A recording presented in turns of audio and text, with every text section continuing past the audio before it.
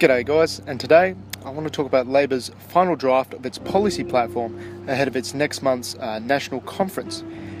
Now, if my audio comes off as a little bit strange or odd sounding, it's because I'm currently recording this on my lunch break from my job. I've been working 60-hour weeks and things like that, so I can't really be bothered to record at either 5 in the morning or 11 p.m. at night. So I figured it's time that I began recording things in the car and on my lunch break and things like that. So first off, why am I talking about the Labour Party's policy platform? Well, as I've discussed several times, especially with the Wentworth by-election result, it's looking like the Liberals are going to lose the next election. This means we're going to have probably a Labour majority government next up, and it'd be a good idea to have an idea of what they have in store for us. So the policy platform draft is a 224-page document that is supposed to be an expression of the Labour Party's values and beliefs, and looking at it, we can clearly see that they're quite focused now on gender politics, rather than some issues that they've been haranguing on in the past. So if we compare, we have 64 mentions of sexual orientation, which we have to compare to the only 25 mentions of poverty and 43 mentions of homelessness. Housing affordability, one of the key issues for people my age as well as older people. Of course, it's like Sydney and Melbourne. Most Australians live on the coast. I believe 80% of Australians live on the coast, and housing prices in the big cities are just insane. I believe the median house price in Sydney has passed $1 million. So the fact that the Labour Party isn't even looking at this as an issue, or obviously doesn't care about it very much compared to gender politics, if it only mentions it 10 times, means it's not good. It's not good. They're not interested in actual real things. They seem to be more interested in appealing to the further left, the progressive movement in Australia. There was also a mention to increase its diversity, the Labour Party's diversity. So they said the Labour Party promises to adopt a 50% gender diversity target for government's boards, and this will be achieved within the Labour Party's first term. Now, this is higher than the current 40%. And of course, as I've discussed before in the video I've made about this just promotes women at the expense of men. The really important thing we have to look at is this Yoga Yakata principle, which the Labour Party has adopted. Now, I'll refer to this as the YP principle from now on, because I'm not going to keep pronouncing that word and getting it wrong all the time. Let's just say it wrong once and just move on. So what are the YP principles? Well, the YP principles represent mandatory enforcement of radical gender ideology. And by that I mean they require governments to remove gender from all birth certificates, passports and driver licenses. All official identity documents would only, quote, only include personal information that is relevant, reasonable and necessary as required by the law for a legitimate purpose, and thereby end the registration of the sex and gender of a person. Now, of course, as I've previously discussed, this law is very vague. What is relevant, reasonable and necessary? Can we have that defined? No, we can't. So essentially, it's all the wacky, you can be whatever gender you want, the lower and southern changing a gender in a day sort of stuff. If someone wants to identify as another sex, the government would be obliged to provide a, quote, quick, transparent and accessible mechanism, again, vague words, that legally recognises and affirms each person's self-defined gender with a multiplicity of gender definement options. Well and truly jumped aboard the progressive gender hype train. Claiming that gender is self-identified is ridiculous. It's based in biology, it's based in objectivity. You just look at someone's chromosomes.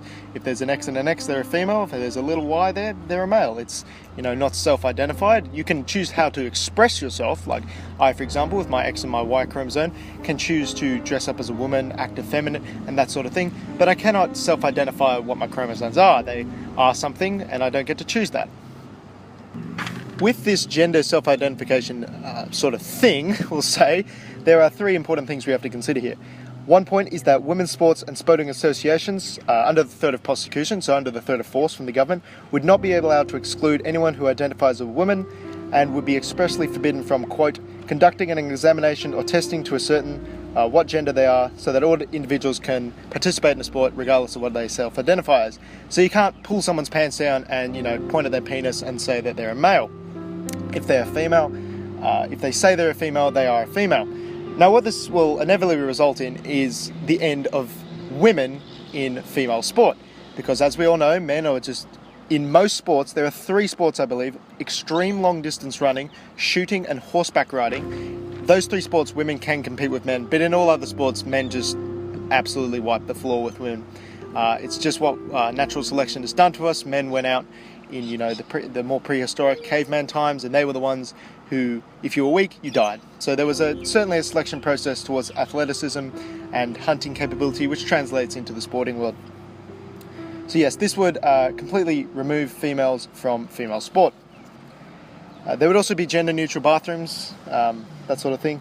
Another big issue is that in prisons, quote, persons of all sexual orientations, gender identities, gender expressions, and sex characteristics should be able to choose where they are placed. This should sound like a terrible idea straight away. The enormous convicted rapist, serial rapist. He's had a little change of heart. He's going to decide he's a female now and go into the female prison. Nothing could possibly go wrong there. That's pretty self-explanatory.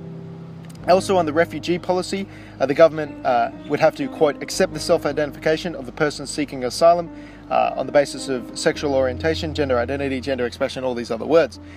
This essentially means that any young unaccompanied male, as most refugees tend to be, can say they're a woman or a child and, gain a more priority status. Australia does give priority to women and children in its refugee and asylum seeker program. So those are the big three issues I'm worried about, or that seem to be concerning with this self-identifying gender nonsense. Female sport, prisons, and the refugee system. Oh, and also the Labor Party, under this YP program, will bring back the Safe Schools things, which resulted in an enormous increase in young Australian children identifying as transsexual and that sort of thing, which sort of lends credit to the idea that it was all, socially based. They didn't actually feel this way just because this information was presented to them, and it was bandwagoning and, looking cool and, that sort of thing. And as soon as it ended, this trend of increased self-identification quickly petered out, which lends credence to the idea that it was just bandwagoning. To conclude, this doesn't bode well for Australia, that the party that looks poised to take control of the country next year seems more concerned about gender politics than, say, important things such as poverty, housing affordability, economics, and things of that nature. I myself am not necessarily against gender identification and the core sort of philosophy of gender politics. I believe anyone should be able to, express themselves however you like. My problem with this is the initiation of force. It's the government threatening the female sports teams and the sports associations with probably fines and things like that if they don't comply. If someone wants to dress up as a woman or act like a woman, if they're male, I don't actually have a problem with that as long as they don't violate the non-aggression principle.